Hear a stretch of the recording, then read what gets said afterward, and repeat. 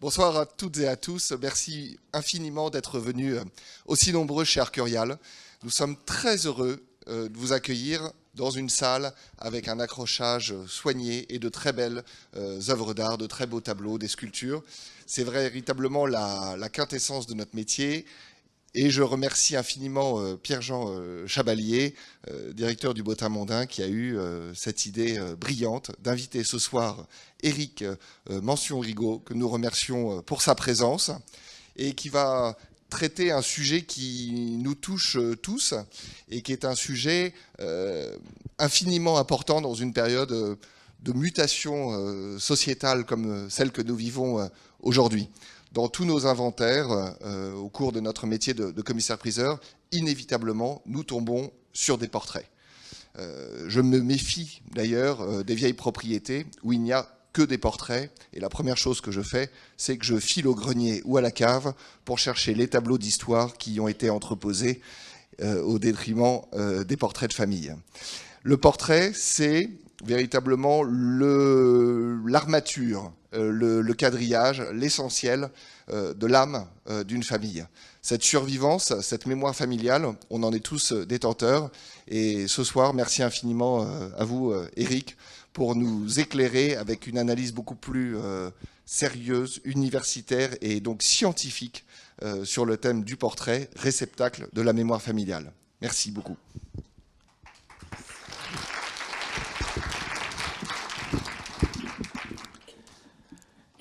Merci à vous tous d'être venus m'écouter.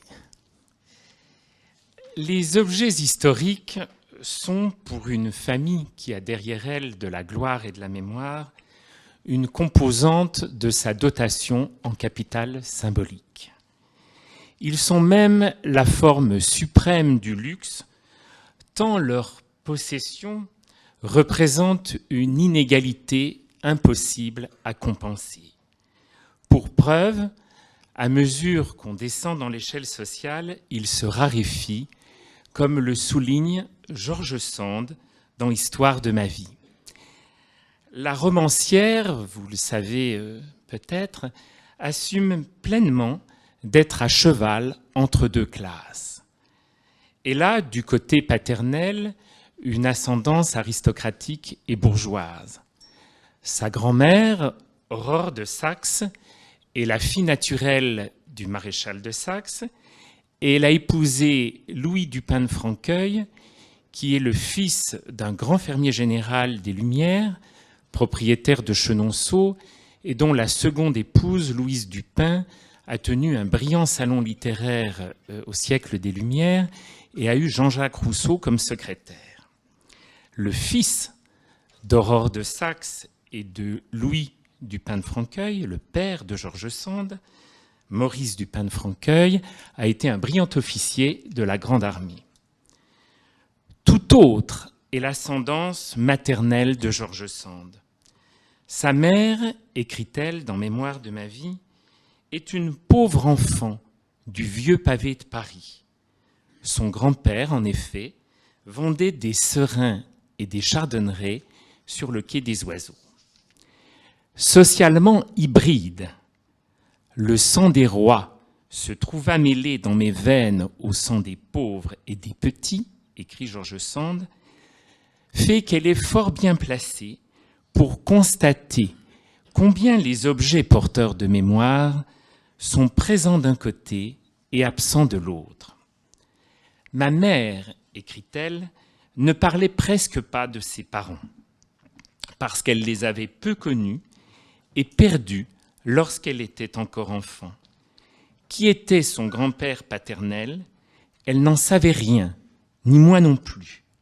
Et sa grand-mère, pas davantage.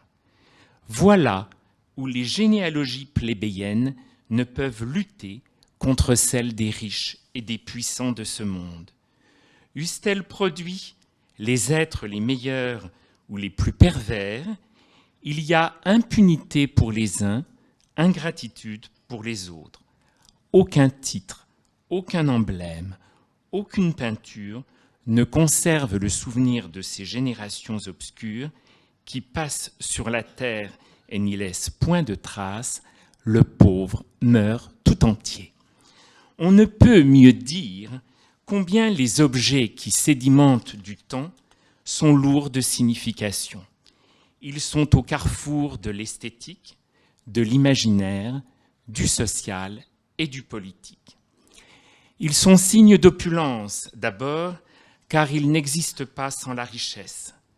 Celle-ci permet l'acquisition d'objets de qualité, qui résistent peut-être mieux aux aléas du temps, et qui surtout, en raison de leur valeur, bénéficient de l'attention et du soin qui les préservent des accidents. Leur conservation exige aussi la stabilité patrimoniale qu'interdit la fragilité sociale. Enfin, elle résulte d'un privilège, celui d'une éducation qui stimule l'intérêt pour le passé et entretient le culte des ancêtres. L'objet historique est un capital symbolique, disais-je en introduction. Pourquoi ? D'abord parce qu'il cristallise du passé. Il porte les plis du temps, ce qui le rend précieux, avec le risque de séquelles.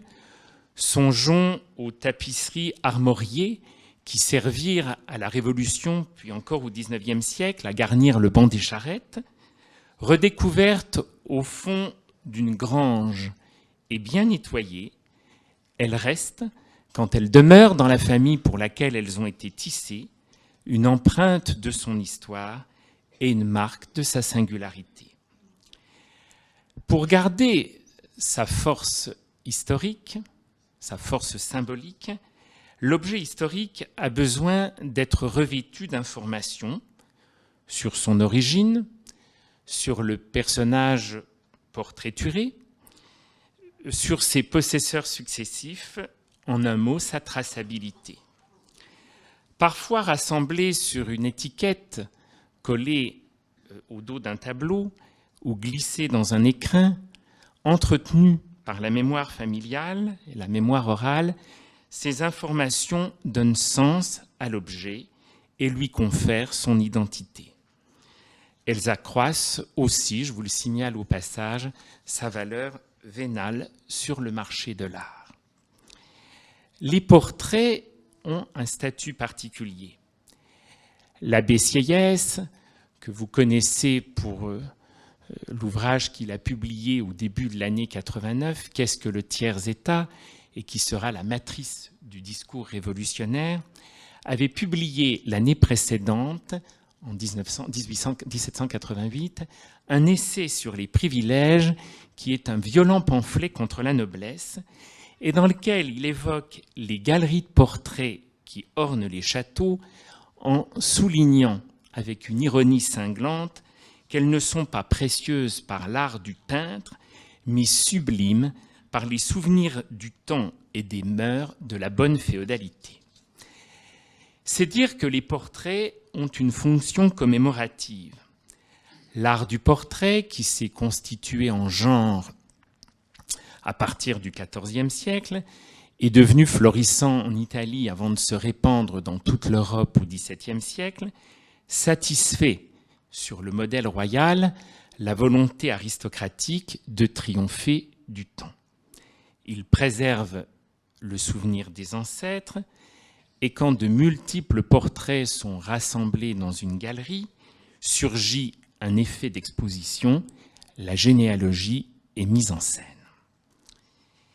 À l'image des armes figurant sur le fronton du château, et c'est ce à quoi pensait l'abbé Sieyès, les portraits préviennent de l'appartenance du maître des lieux à une lignée ancienne, avec des ancêtres qui sont dotés d'une condition sociale élevée, ayant parfois exercé des fonctions importantes et ayant ainsi contribué à la notoriété de la famille.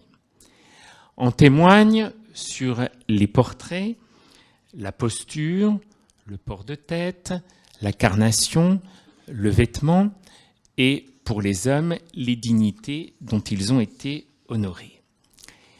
La volonté de rendre tangible par la peinture le statut social vaut autant pour la noblesse que pour la bourgeoisie qui est elle-même, depuis le XVIIIe siècle, une grande commanditaire de portraits, et c'est ce qui explique, à partir du XVIIIe et plus encore au XIXe siècle, l'ampleur du marché et le nombre de peintres qui se spécialisent dans ce genre, parce que précisément il y a un marché.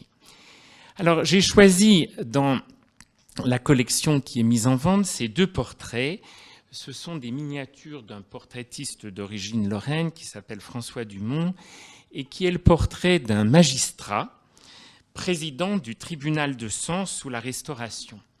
Et vous le voyez ici saisi dans son travail, puisqu'il est à son bureau, il porte encore la culotte, nous sommes au début de la Restauration, le pantalon se répandra plus tard, et il a de la main gauche, il tient des feuillets, à droite il a une plume d'oie, et il est donc à son travail. Son épouse, à côté, est représentée jouant de la harpe. Ces 2 miniatures illustrent les vertus bourgeoises du travail, puisque vous voyez cet homme en train de travailler, du travail, de l'ordre et de la justice. Ces 2 personnages incarnent la bourgeoisie montante, laborieuse, on les voit au travail, mais aisée, sereine et aimant aussi le luxe. Vous voyez que cette femme est fort bien habillée, cultive les arts d'agrément et joue de l'harpe. Alors, le portrait suivant. Le portrait suivant est un portrait classique de quelqu'un qui a été un peu connu à l'époque, qui est le marquis du Hout de Viomesnil, que vous voyez en uniforme de maréchal. Cet homme est mort à 92 ans, en 1827, peut-être le baisser un petit peu, en 1827, et il a combattu sous Louis XV pendant la guerre de 7 ans, sous Louis XVI en Amérique sous les ordres de Rochambeau. Dès le début de l'émigration, dès le début de la Révolution, il émigre et se bat dans l'armée de Condé. Il méritait que Louis XVIII lui témoigne sa reconnaissance. En 1814, il est nommé pair de France. Il fait partie des fidèles parmi les fidèles, puisqu'il... Vous n'entendez pas plus assez ? Alors là, il a été trop baissé. Et il fait... J'ose pas le manipuler. Il fait partie des fidèles parmi les fidèles, vous disais-je, puisqu'il accompagne Louis XVIII à Gand pendant les 100 jours. Et à son retour, les honneurs s'accumulent. Il devient maréchal de France en 1816, marquis en 1817, chevalier de l'ordre du Saint-Esprit en 1820. Et vous voyez la plaque de l'ordre du Saint-Esprit avec la colombe sur son épaule, enfin sur sa poitrine à gauche. Et surtout, vous voyez le ruban bleu. Et il porte derrière le ruban bleu la croix de la Légion d'honneur. Il est officier de la Légion d'honneur en 1923. Donc c'est sans doute entre 1823 et sa mort 5 ans plus tard qu'a été réalisée cette miniature extrêmement classique, résumant une brillante carrière militaire. Diapo suivante, alors là c'est un portrait plus romantique, c'est le portrait du duc de Duras par une très bonne miniaturiste qui est Zoé de Mirbel et qui a été un personnage important. Il était le premier gentilhomme du roi sous Louis XVIII. Il porte, vous le voyez aussi, l'ordre du Saint-Esprit et il est passé à la postérité pour les littéraires au moins plus par sa femme, la duchesse de Duras, qui était une amie de Chateaubriand, qui tenait un salon très important sous la Restauration, qui a pris la succession de Madame de Staël. Alors je ne pouvais pas ne pas montrer son portrait parce qu'il y a dans la salle Marie-Bénédicte Diethelm, qui est la grande spécialiste de sa femme, de la duchesse de Duras, sur laquelle elle a publié une quinzaine de livres. Les portraits portent une mémoire de l'intime. Ils gardent tangible, avant l'invention de la photographie, la singularité physique, les traits du visage, les yeux, la corpulence. Ils invitent à explorer le lieu subtil des ressemblances entre les générations. Ça, j'aime le dire à mes étudiants, on ne se rend plus compte maintenant, à une époque si visuelle et depuis l'invention de la photographie, à quel point pouvoir transmettre à sa descendance la singularité de ses traits était un privilège, même simplement de se regarder. Le miroir était un objet luxueux et jusqu'au XIXe siècle, pouvoir voir ses propres traits et les transmettre à sa descendance était un véritable privilège. Les portraits comportent aussi une dimension psychologique.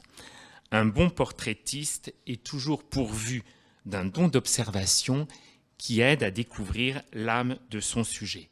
Et c'est pour cela, diapo suivante, que j'ai eu envie de vous montrer ces portraits iconiques de Philippe de Champagne, qui a si bien rendu dans ce portrait la grandeur impérieuse et sereine de Richelieu, qui, vous le voyez, porte aussi le cordon bleu, ou, diapo suivante, le calme mystique de la mère Angélique Arnauld, abbesse de Port-Royal, figure majeure du jansénisme et qui est peinte ici avec sa sœur Agnès. Ma femme vient de publier, je vous le signale au passage, une biographie de la mère Angélique Arnauld et il y a son portrait sur la couverture. Diapo suivante. Les portraits expriment aussi l'affection et l'amour maternel, notamment à partir du XVIIIe siècle. C'est l'époque où, dans la noblesse comme dans la bourgeoisie, sous l'influence de Jean-Jacques Rousseau, les liens familiaux deviennent plus tendres et les gestes plus spontanés. Vous avez ici le portrait de la baronne d'Annery, qui est la veuve d'un consul de France et qui a été gouvernante des enfants de Joseph Bonaparte quand celui-ci est devenu roi d'Espagne et ses filles avaient alors le titre d'infante. Je vous signale qu'elle est l'une des rares baronnes d'Empire, puisque son mari était mort. C'est elle qui a été nommée baronne par Napoléon. Il n'y en a pas beaucoup de cas. Sous la monarchie de Juillet, elle devient surintendante de l'école de la Légion d'honneur, fonction qu'elle occupera jusqu'à sa mort en 1851. Son fils aîné, en 1795, c'est lui d'ailleurs qui héritera du titre de baron. C'est donc l'enfant est petit, donc c'est un portrait qui date du Directoire, bien avant que sa mère devienne surintendante de l'école de la Légion d'honneur. Elle est d'ailleurs habillée avec la mode du Directoire. C'était une grande femme et elle avait la réputation d'être glaciale, mais vous la voyez, elle s'est fait portraiturer dans une scène affectueuse avec son fils qui joue avec son collier. Et là, on a un portrait qui est plein de tendresse. Diapo suivante, vous avez ici un tout autre portrait d'un grand-père avec sa petite-fille à l'époque de la Restauration, une indication manuscrite précise qu'il s'agit d'un ancien chevalier de l'ordre de Saint-Louis, donc c'est un militaire. Vous avez des postures très conventionnelles, mais qui signalent un lien d'affection entre un père marqué par les ans et sans doute un peu par les épreuves, et sa petite-fille, avec une volonté aussi dynastique. La dimension sentimentale du portrait est sensible également dans les portraits de groupe. Diapo suivante. Vous avez ici l'un des objets que je trouve les plus émouvants de la vente, qui est sur le couvercle d'un drageoir en corne noire, 9 miniatures représentant le marquis de Sourches et ses 8 enfants. Le marquis de Sourches est un personnage très important de la fin de l'Ancien Régime, qui est grand prévôt de France, lieutenant général des armées, et il meurt à la veille de la Révolution en 1788. Il a d'abord épousé Charlotte de Gontaut-Biron, qui lui a donné 4 filles, qui sont ces 4 portraits de jeunes filles que vous voyez au milieu. Cette femme est morte en 1840 et dès l'année suivante, certainement parce qu'il voulait assurer sa descendance masculine, il épouse Marguerite Desmaillets de Maillebois, dont il a une fille et 3 fils, qui sont bien placés sur cet ensemble. Le fils aîné est en dessous de lui, les 2 autres fils sont en haut de chaque côté et sa fille est au centre, au-dessus de lui. L'aîné en bas est mort à l'âge de 13 ans. Le second fils, à droite de sa sœur, a hérité de la charge de grand prévôt de France. Il a un accident de chasse en 1786 sous les yeux de Louis XVI lors d'une chasse à Fontainebleau. Et il meurt quelques jours plus tard dans des souffrances atroces. Il avait épousé quelqu'un que vous connaissez, qui est Louise-Élisabeth de Crouy-d'Avray, qui sera la dernière gouvernante des enfants de France, succédant à la duchesse de Polignac le 15 juillet 1789, accompagnant la famille royale partout, à Varennes et au Temple, ce qui lui vaudra d'être créée duchesse héréditaire de Tourzel par Louis XVIII en 1814. Leur sœur en haut deviendra la marquise de Vaugué, et le troisième fils à droite est le dernier enfant qui est né en 1749. Ce bel ensemble qui a sans doute été réalisé pas très longtemps après la mort du fils aîné en 1755 traduit la fierté d'une abondante descendance, 8 enfants en 15 ans, masculine notamment, et on peut aussi y voir l'expression d'une tendresse paternelle qui s'exprime de plus en plus au XVIIIe siècle. La dimension affective du portrait est particulièrement marquée dans les miniatures qui peuvent être emportées aisément avec soi. L'impératrice Marie-Thérèse ne se déplaçait jamais sans les miniatures de sa nombreuse famille. Cette dimension affective est encore intensifiée quand la miniature couvre une boîte ou bien est intégrée dans un bijou. Elle devient alors un témoignage de tendresse et d'amour dans la vie quotidienne. Vous connaissez tous la célèbre scène du portrait dérobé dans La Princesse de Clèves.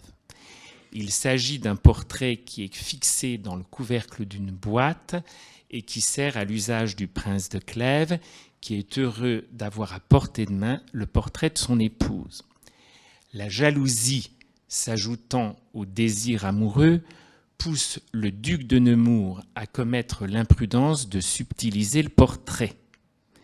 La princesse de Clèves voit son geste, se tait et se laisse aller à la joie d'être aimée et d'entretenir cet amour, car elle sait que la contemplation du portrait stimulera, redoublera la ferveur du duc de Nemours.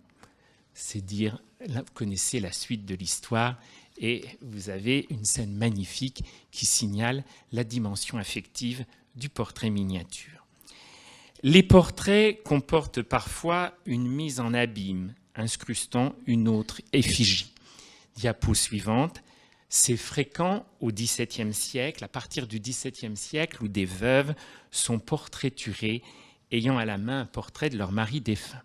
Alors vous avez là un tableau qui se trouve en Pologne de Beaubrun et qui est, c'est pas indiqué dans la notice, mais qui est par de nombreux historiens de l'art et des historiens qui ne sont pas historiens de l'art, considèrent que ce portrait est le portrait de la plus illustre des veuves, la duchesse de Montmorency, Marie-Félicie des Ursins, qui est la veuve d'Henri II de Montmorency, qui sera condamnée à mort par Richelieu et Louis XIII.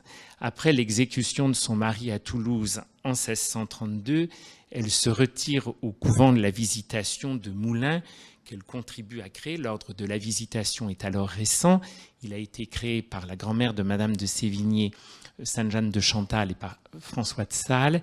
Et dans la chapelle du couvent, elle fait ériger un mausolée en souvenir de son mari, qui existe toujours. Ce grand couvent est le grand lycée de garçons, enfin il était le grand lycée de garçons, maintenant le grand lycée de Moulins, et la chapelle, qui malheureusement est pas rarement ouverte au public, est très belle. Elle a été restaurée et on y voit le mausolée. Alors vous avez un autre portrait, diapo suivante, qui est le portrait par Largillière, qui se trouve à Parentignas, de la marquise de Noailles, entourée de ses deux filles, montrant un portrait de son mari qui était le marquis de Noailles, le frère du duc de Noailles et du fameux cardinal de Noailles, qui est mort prématurément de la petite vérole en 1699. Alors, ce n'est pas le portrait d'une veuve éplorée. Hein. Nous sommes au XVIIIe siècle et pas au XVIIe. C'est Largillière et c'est pas Beaubrun. Et Saint-Simon, toujours mauvaise langue, raconte que la marquise de Noailles courait après un tabouret et elle s'empressera d'épouser le duc de Richelieu pas très longtemps après la mort de son mari.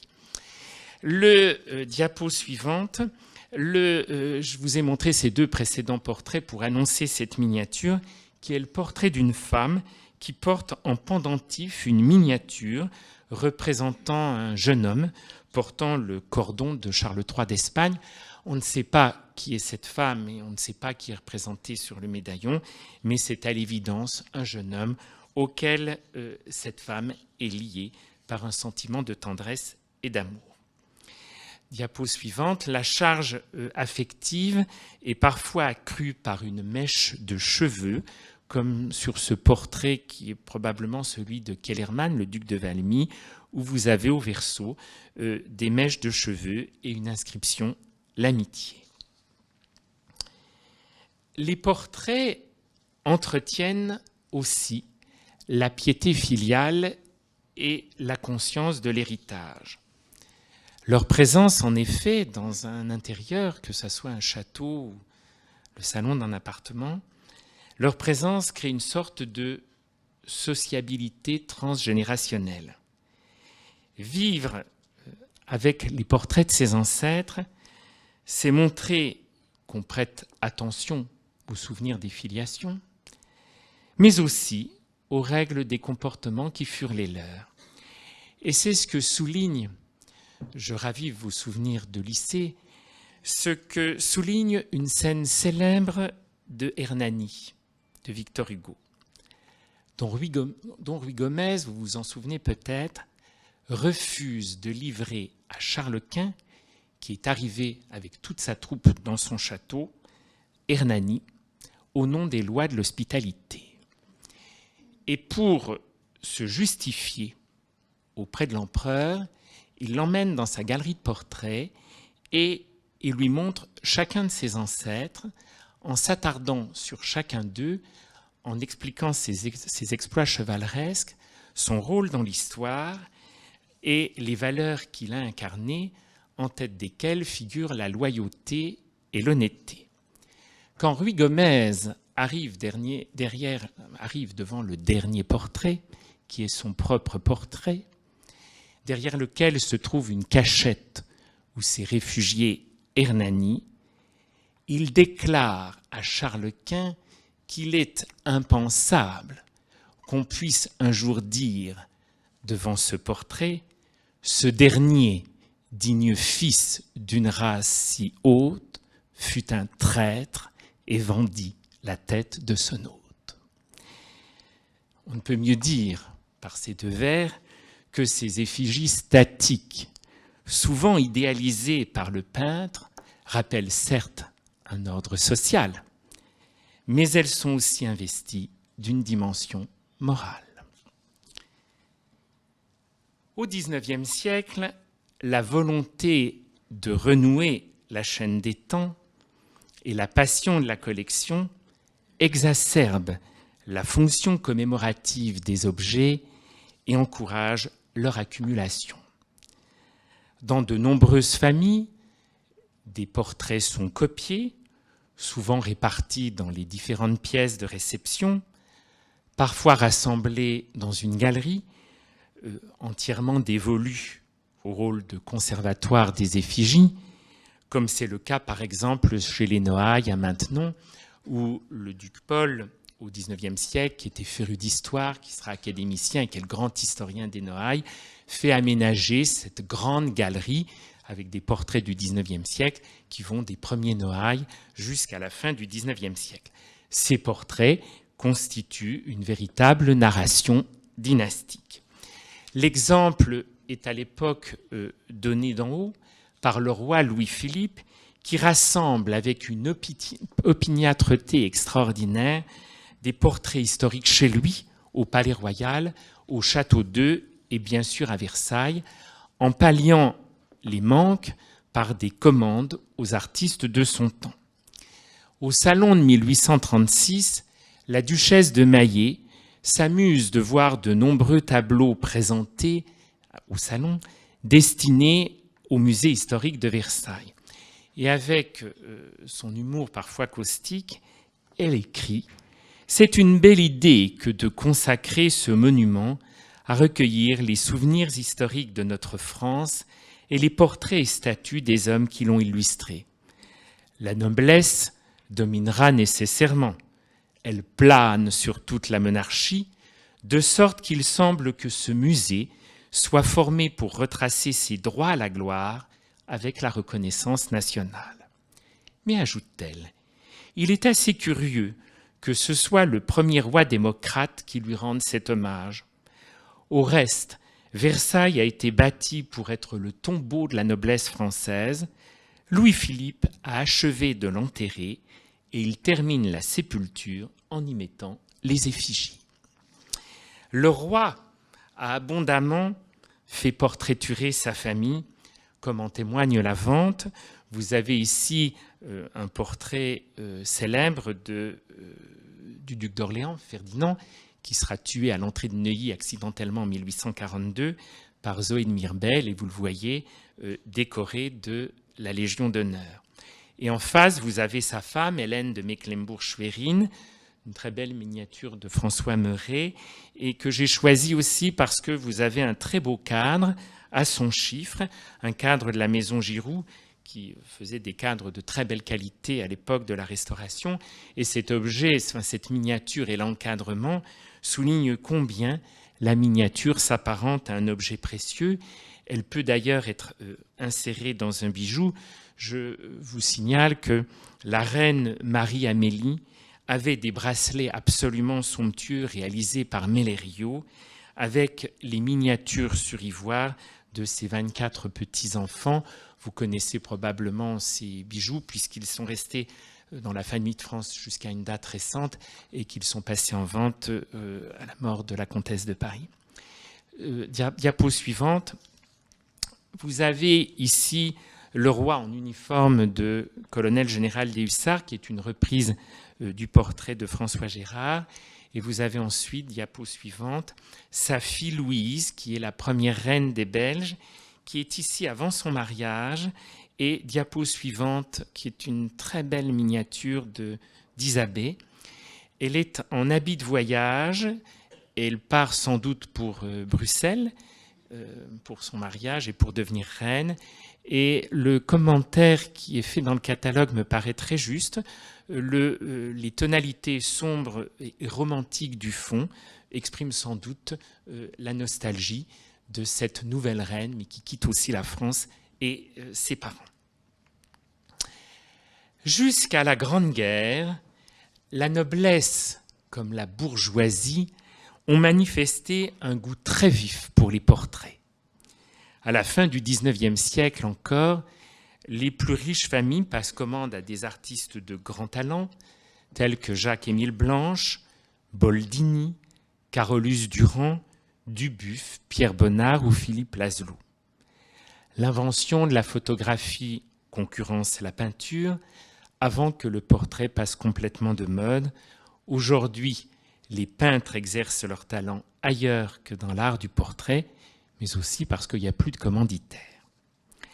Au XIXe siècle, les vitrines des salons étaient garnies de miniatures, de cachets armoriés et de décorations gardant le souvenir d'une fonction importante ou d'un acte de bravoure.